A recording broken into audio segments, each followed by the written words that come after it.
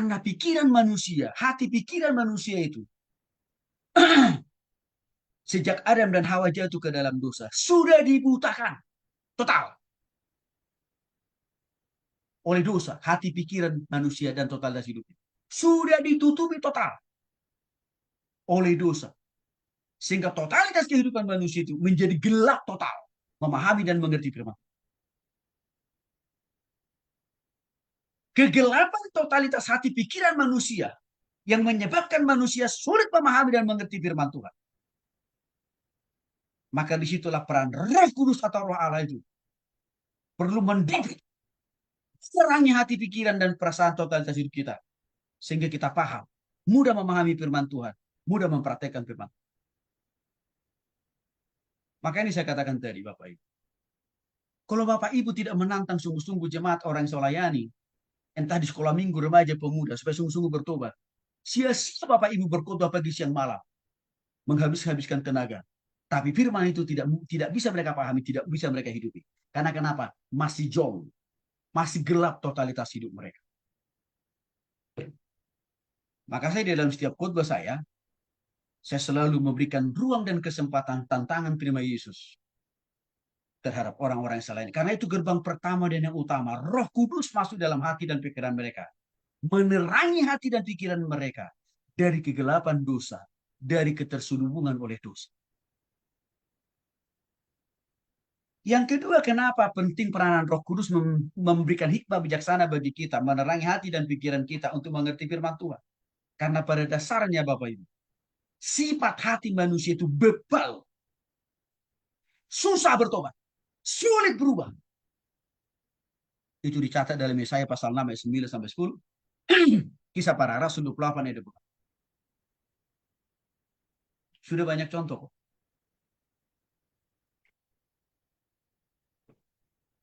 Orang Farisi, ahli Taurat kan mereka. Kalau cerdas cermat Alkitab, mereka selalu juara satu. Mereka selalu paling unggul kalau cerdas cermat Alkitab. Karena mereka fasih, hafal isi Alkitab, PL dan PB.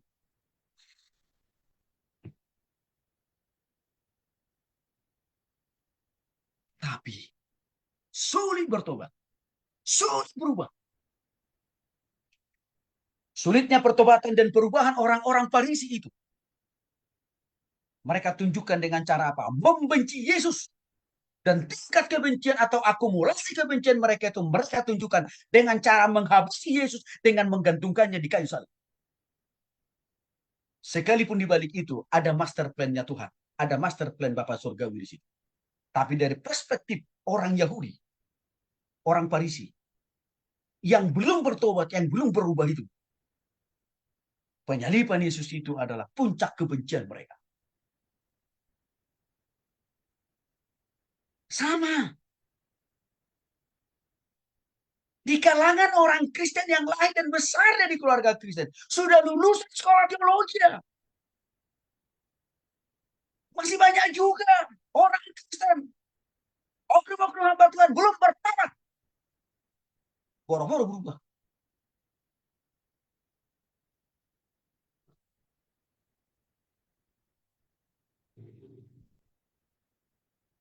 Sama kok seperti orang Israel.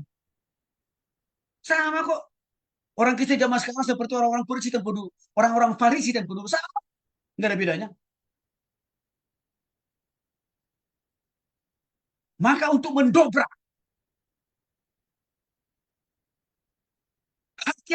hati yang bebal, kita butuh Roh Kudus. Kita butuh Tuhan.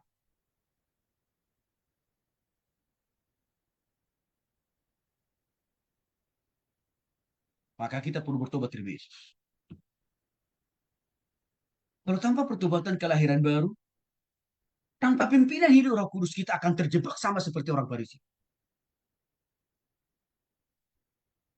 Sama aja kok. Makanya kenapa? Ada sebagian oknum-oknum hamba Tuhan, hidupnya tidak mencerminkan kehidupan Kristus. Hanya jago khotbah, hanya jago ngomong, Tapi nol perbuatan, nol tindakan. Karena belum bertobat. Karena dia masih menjadi bagian dari orang Farisi. Maka saudara yang dikasih oleh Yesus Kristus, saya tidak mau kita belajar di kampus kita ini hanya untuk menjadi orang Farisi. Tapi harus menuntun kita pada pertobatan. Dan juga menuntun kita pada perubahan. Yang ketiga, kenapa masih kita butuhkan iluminasi penerangan dari Roh Kudus di zaman sekarang? Karena si bos itu tidak pernah henti-hentinya menghalangi hati pikiran kita terbuka sama Tuhan, dibimbing, dikuasai, dikendalikan oleh Roh Tuhan. Sibolis nggak suka. Karena Sibolis maunya apa?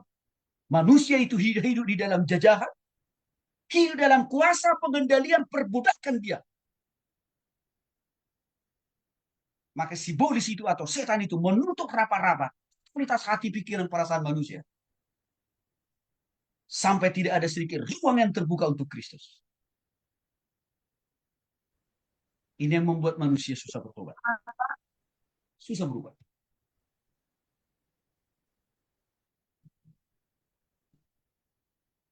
Mereka yang bisa mendobrak kekerasan hati dan pikiran yang dibuat, yang dikerjakan oleh Sibolis itu tidak lain, tidak bukan Roh Kudus. Dan iblis itu tahu ada roh yang paling berkuasa, roh yang paling powerful, melebihi daripada kuasanya, yaitu apa? Kuasa Roh Kudus. Dia tahu kok itu.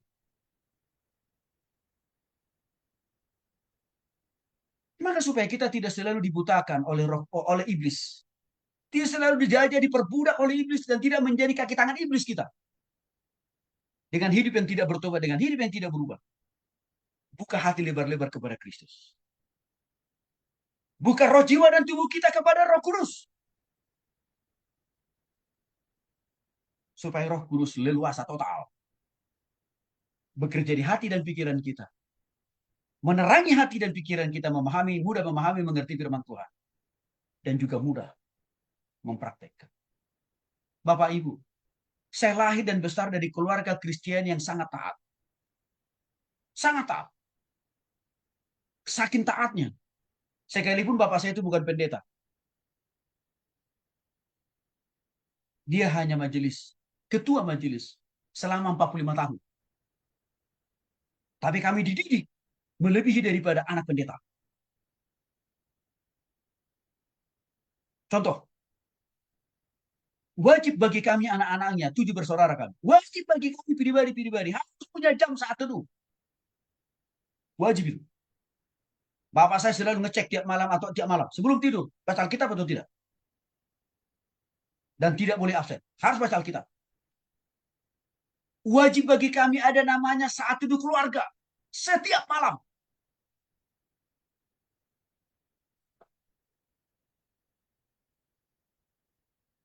Wajib pula kami. Bukan hanya hadir sebagai jemaah di gereja. Dan sekolah minggu remaja pemuda. Enggak. Tapi wajib pula kami harus melayani sejak dari kecil. Enggak ada alasan, enggak ada kata tidak bisa melayani.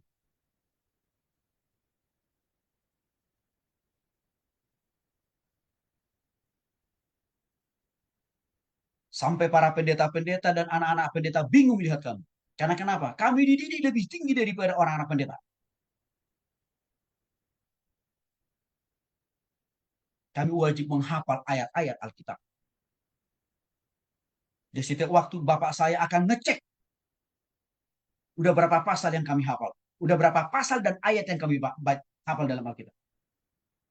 Dan setiap hari harus ada ayat yang bertambah kami hafal.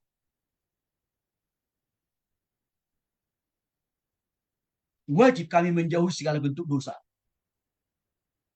Wajib. Maka kami jarang absen Bapak Ibu. Kalau sekolah, jarang. Karena Bapak saya selalu kontrol. Selalu awasi. Benarkah kami pergi ke sekolah atau tiba-tiba di tengah jalan hilang? Dia pastikan kok itu. Pulang sekolah, dicek pula. Langsung pulang ke rumah atau tidak. Tapi Bapak Ibu tahu, dalam ketaatan yang begitu luar biasa kami dididik, kami merasa sangat sulit mempraktekkan, sangat sulit menghidupi firman Tuhan itu. Sekalipun banyak ayat Alkitab yang sudah kami hafal. Apa masalahnya? Karena waktu itu kami belum dibimbing untuk bertobat terima Yesus. Kami belum diajari pentingnya hidup dipimpin oleh Roh Kudus, bukan hanya pada hari Pentakut.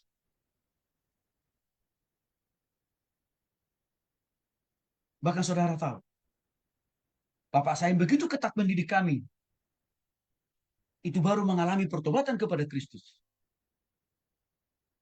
Justru setelah masuk 7, kurang lebih 70 tahun. Artinya apa? Sudah malar melintang dia jadi ketua majelis. Sudah pensiun dia ketua majelis. Baru dia bertobat pada Kristus. Baru dia paham pentingnya hidup dipimpin oleh Roh Kudus. Itu menjadi potret. Kita bisa hafal kuasa isi Alkitab, tapi belum tentu bisa kita paham mengerti. Apalagi menghidupinya. Kecuali kalau sudah Roh Kudus ada dalam diri kita melalui pertobatan dan kelahiran baru. Faktor yang berikutnya, mengapa penting iluminasi, peran Roh Kudus bekerja dalam hati dan pikiran kita memahami firman Tuhan. Karena manusia itu sangat dipengaruhi oleh keinginan daging.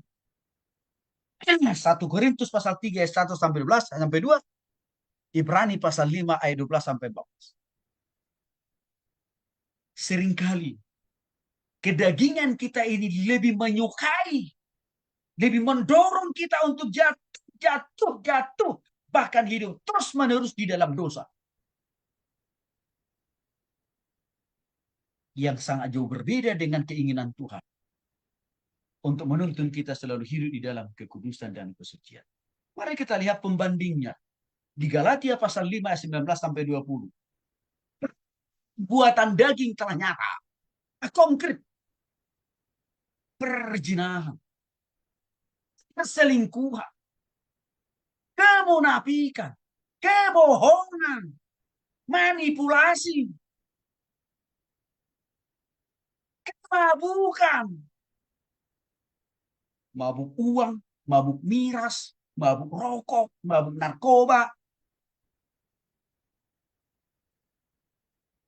dukunan.